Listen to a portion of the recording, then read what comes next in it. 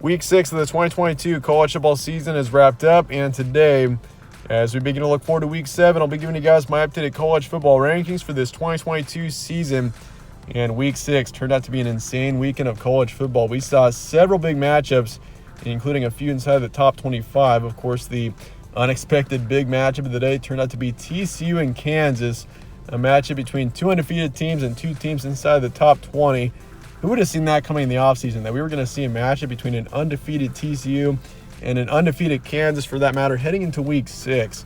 So a pretty incredible matchup there, and it turned out to be a great one. TCU won the game 38-31, and it was very competitive all the way through. Of course, we also saw the big matchup in the Pac-12 between Utah and UCLA, and of course, can't forget about Tennessee and LSU, which, TCU completely just ran over LSU in that one. But in the end, a great Week 6, but let's look forward to Week 7, and I'll be giving you guys my updated rankings here today as we head into Week 7. Let's get into it with our 1 through 7. Starting out at number 1, we got Ohio State once again at number 1 this week, and I've had Ohio State at number 1 the past 3 weeks now, and they beat Michigan State 49-20, a very solid, comfortable win there for Ohio State. They're 6-0 on the season now, and overall, you could put Georgia or Alabama at number 1. And this is something that's been talked about this entire season so far, is the top 3 between Ohio State, Georgia, and Alabama are far and away the top 3 teams in the nation in comparison to everyone else. And Ohio State, I've had them at once again number 1 the past couple of weeks, and this is going to remain the same. I think Ohio State is overall the best team right now. They've been dominant all season. Of course, their one somewhat close game of the year was against Notre Dame back in Week 1 when Notre Dame was ranked 5th in the nation. Notre Dame, they're 3-2 now. They just beat BYU this weekend. Notre Dame's starting to come around, so I don't think Notre Dame is a terrible team. They just got up to a rough start, but Ohio State 6-0. This is a team that I think is overall, they've been the most dominant team in the nation so far this season, even though maybe not having the strongest strength of schedule. Then you got Georgia number 2. They beat Auburn 42-10. Good win to get on the right track.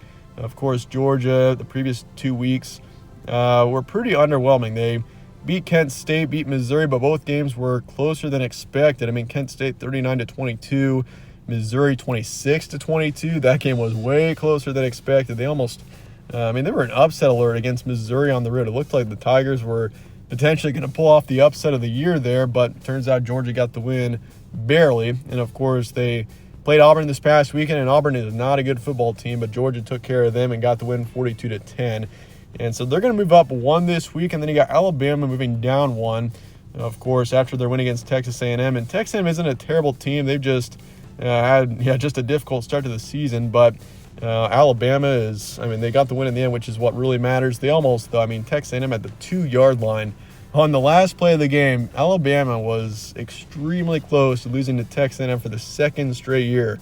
That would have been, especially with the storylines this past offseason between Nick Saban and Jimbo Fisher, that would have been just crazy drama there if that were to happen. But Alabama still got the win in the end. 6-0 is their record, and without a doubt, one of the top teams in the nation still. And the main reason why I don't have Alabama at number 2 and I decided to move up Georgia is mainly because the Crimson Tide without Bryce Young. I feel like this team really needs Bryce Young back if they want to be winning a national title this season. Milroe is not a bad quarterback, but this is a team that it just didn't look the same without him. They had 4 turnovers on offense, which is extremely rare out of a Nick Saban coach team. So, they need Bryce Young back, and I feel like, it seems like he's going to be back for next week against Tennessee, which he needs to be because Tennessee is a for real team. And so, that's obviously a huge matchup coming up here in Week 7 is Alabama and Tennessee. But the Crimson Tide, they need Bryce Young back. And without Bryce Young, I don't think that they're number 1 or number 2. But with Bryce Young, they probably are the best team in the nation, quite honestly. Tennessee is number 4. I've got Tennessee jumping up 4 spots over Michigan, over Clemson, over USC to number 4 this week after their win against LSU. They're undefeated at 5-0. 5-0. And this is a team that is extremely strong on offense. Hendon Hooker, it's pretty incredible seeing how far he's come in the past few years. Of course, he was the Virginia Tech transfer quarterback. Didn't play. He was okay at Virginia Tech, nothing too outstanding. But then he gets to Tennessee, and he just has found a whole new level. And Tennessee is, this is a team that I think is for real. They've got a chance to compete up here with Alabama and Georgia.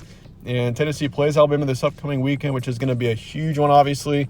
Tennessee's got a very real chance of knocking off Alabama there. And if they do, the Vols they're a true national contender if that's the case. And yeah, Tennessee turns out to be one of the major surprise teams of the season, even though I think we all expected Tennessee to be good, but this good. This is a team that looks really good right now. Beating LSU like they did, 40-13 on the road. Tennessee is for real, and they've looked great so far this season. Several great wins, and they've got 3 ranked wins as well, for that matter. Now they beat Florida, of course, who's ranked 20th. Pitt, who was ranked 17th. So Tennessee, I think, is for real and definitely deserving of number 4 this week, even though either Alabama or Tennessee won't be in the top 4 heading into week 8. Michigan's number 5. They beat Indiana 31-10.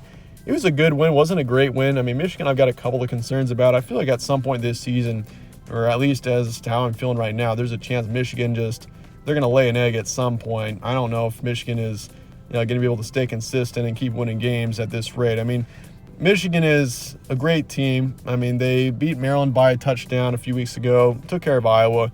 Of course, just beat Indiana, but that game was way closer than expected for the first half or so. So, Michigan, we'll see how they do. They don't have a terribly difficult schedule moving forward. Penn State, of course, is a huge game coming up here this weekend, and then Ohio State down the road. But, Michigan, who knows? We might see this team stumble at some point this season. I just have a feeling that's going to happen. But Michigan for now, number 5, as they're 6-0. Clemson, number 6. They beat Boston College, no problem, 31-3. That game was also closer than expected at first, but in the end, Clemson got the win. And then USC at number 7. They beat Washington State 30-14. They're 6-0 on the season.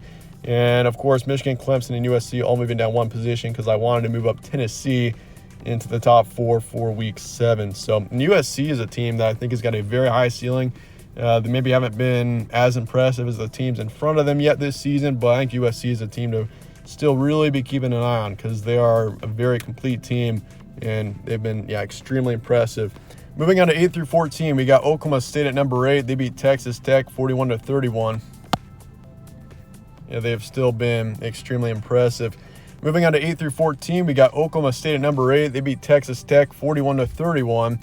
Overall, a solid win for Oklahoma State. And Texas Tech, they're not a bad football team. Of course, they didn't even have their starting quarterback in the game because it turns out he was injured, but still a really good win there for Oklahoma State, taking down a competitive and honestly, not a bad Texas Tech team there. Oklahoma State, they're 5-0 on the season, and quite honestly, the Big 12, it is wide open heading into the middle parts of October. There are 6-7 teams that could win that Big 12, and shockingly enough, Oklahoma is not one of them, which is, once again, so surprising.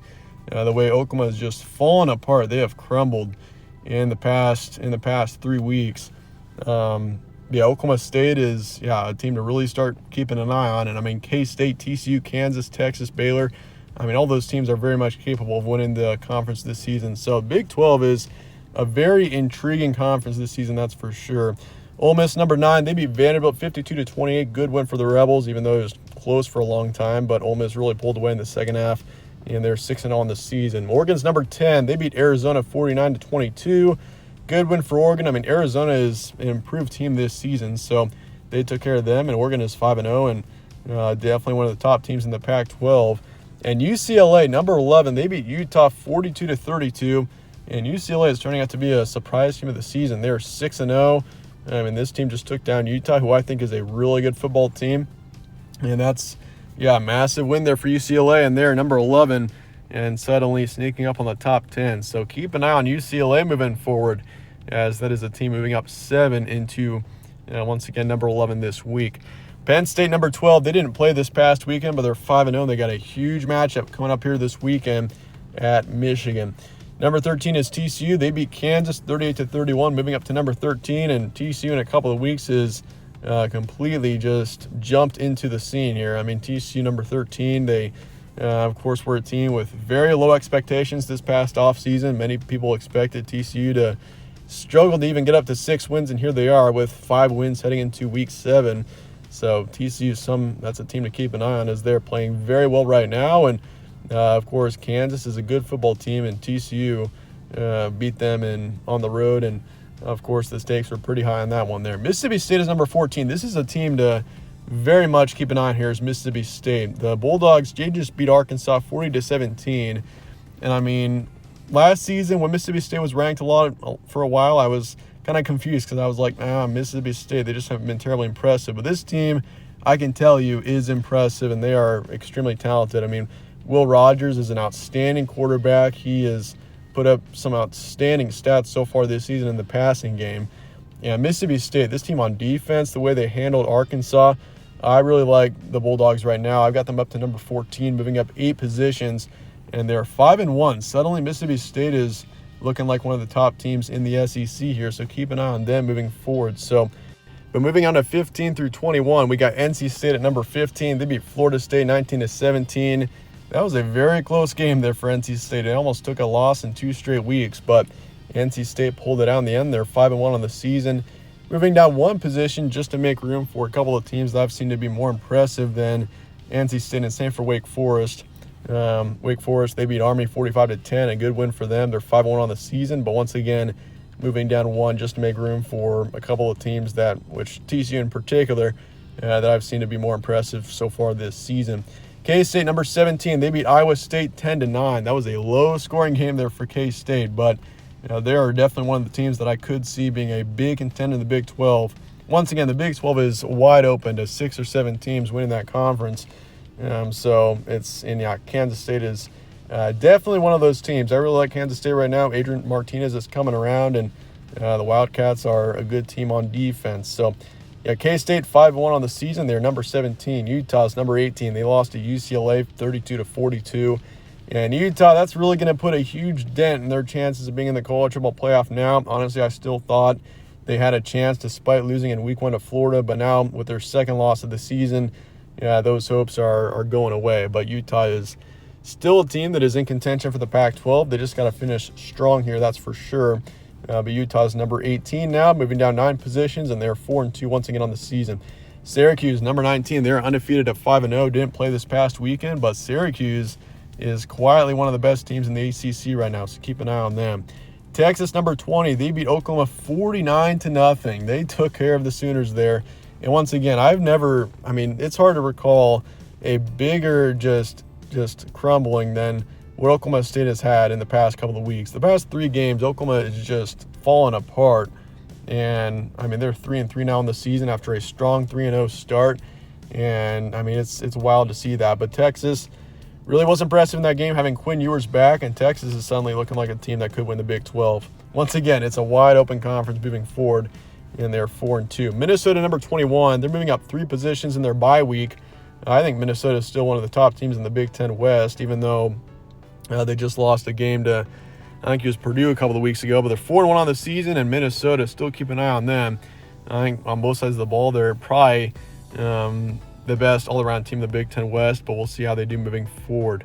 Moving on to 22 through 25, we got Kansas at 22. They lost to TCU 31-38, but I still think they very much deserve to be ranked. Jalen Daniels, really hope that he can be back soon for Kansas, as he is truly a good quarterback. But I was impressed with the Jason Bean and how he took over that position and still kept the game competitive for Kansas. And that just shows how great of a job Lance Leipold has done with this team to turn them around in such a short time frame. This is a talented Kansas team that, it's rare in football to see Kansas as good as they are, but they really are a good football team. They're 5-1, and despite taking a loss there, I still think Kansas is potentially a contender in the Big 12.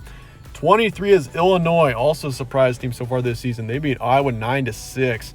Iowa on offense is just absolutely horrible, but Illinois took care of them and got the win, and they're 5-1 on the season. Quietly, the Fighting Illini are looking like a team that could be a surprise contender in the Big Ten West. Then you got North Carolina at 24. They beat Miami 27-24. Good win for the Tar Heels, and they're 5-1 on the season, so potentially one of the top teams in their division there, so keep an eye on North Carolina. And then Kentucky's number 25. They lost to South Carolina there, 14-24, and Kentucky is starting to fall. They're 4-2, moving on 12 positions after that loss. But Kentucky, they just haven't looked quite as good as many would have hoped for. But Kentucky's still in the top 25, barely at 25 for this week. Your first 5 out, I got Cincinnati at 26. Cincinnati's going to be ranked in the AP poll once again, but I think Cincinnati for now, just because they kind of had a close game there against South Florida. They do have a loss on the season, so I'm going to keep Cincinnati outside of the top 25 for now, but they're definitely knocking on the door. Notre Dame is starting to come around. Of course, they are 3-2 on the season. They've taken 2 losses, but they've won 3 straight, including a win over North Carolina a couple of weeks ago, and they just beat BYU. So keep an eye on Notre Dame as they are starting to come back around. Florida is 28. You got Baylor at 29, and then BYU at 30. Dropped out this week. BYU was 20th. Washington State was 23rd, and Maryland was 25th. That said, that's going to wrap it up for my rankings here today. Let me know your thoughts in the comments below on this top 25, and I appreciate you guys watching as always. Stay tuned for more from All Sports Central. Catch you on the next one.